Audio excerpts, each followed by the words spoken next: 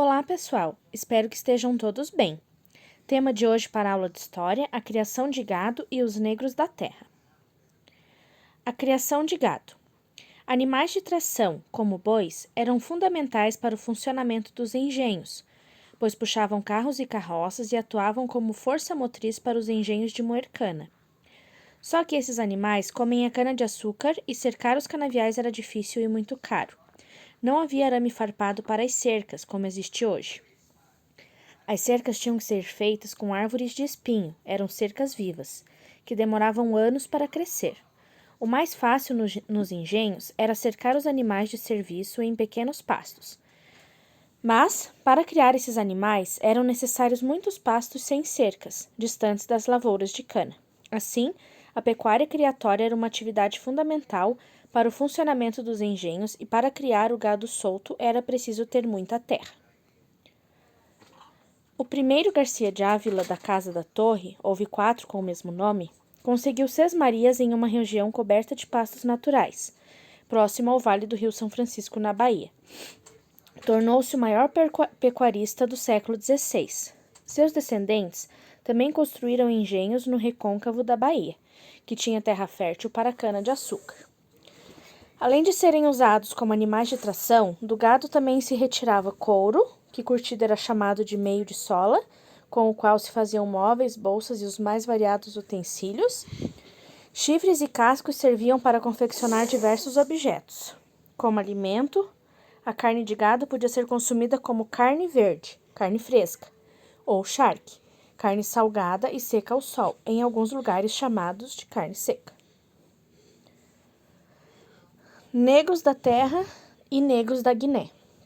Nas capitanias de São Vicente, no sudeste, e de Pernambuco e da Bahia, no nordeste, os negros da terra, indígenas escravizados, foram os responsáveis pela montagem da produção do açúcar nos engenhos. Eram os indígenas que derrubavam as matas, plantavam, limpavam e colhiam a cana-de-açúcar. Mas, para os proprietários, tornou-se cada vez mais difícil capturá-los. Além de as doenças terem matado milhares deles, muitos fugiram para o interior do Brasil, que conheciam muito bem. Os jesuítas, cada vez mais contra a escravização dos nativos, também não deram trégua aos colonos. A produção do açúcar precisava de um fornecimento de mão de obra mais frequente e estável.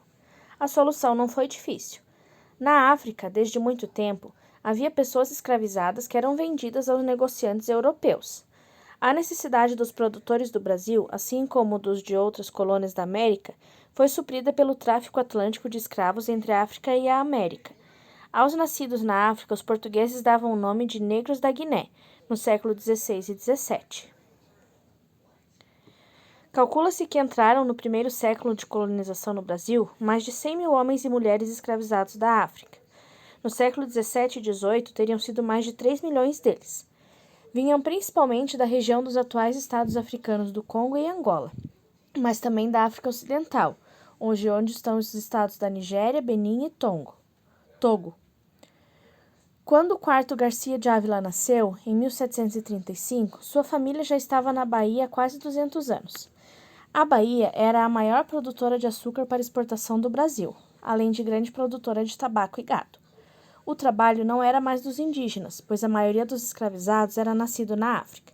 Foram pessoas de origem africana, portanto, que ele torturou enquanto viveu, sem punição. Atividade. Usando o livro didático de História, na página 201, responda o que se pede. Qual destas definições expressa melhor o que foram as bandeiras? Vocês vão assinalar a alternativa correta. 2. Explique qual a importância de animais de tração, como bois, no funcionamento do engenho da cana brasileiros. 3. Que função tiveram os jesuítas na colonização portuguesa do Brasil? 4. Ler o pequeno texto e responder à questão: o que o autor quer dizer com os escravos são as mãos e os pés do senhor do engenho? Responda essas questões baseados na leitura do livro didático que eu fiz para vocês, nas explicações da professora e também consultem o livro. Cada slide que a prof passou nesse vídeo tem a página para vocês consultarem. Se ainda assim precisarem de ajuda, é só me chamar que eu ajudo, tá bom? Ainda tem a questão 5. Nas capitanias de São Vicente, Pernambuco e Bahia, os indígenas escravizados foram responsáveis pela montagem da produção do açúcar nos engenhos.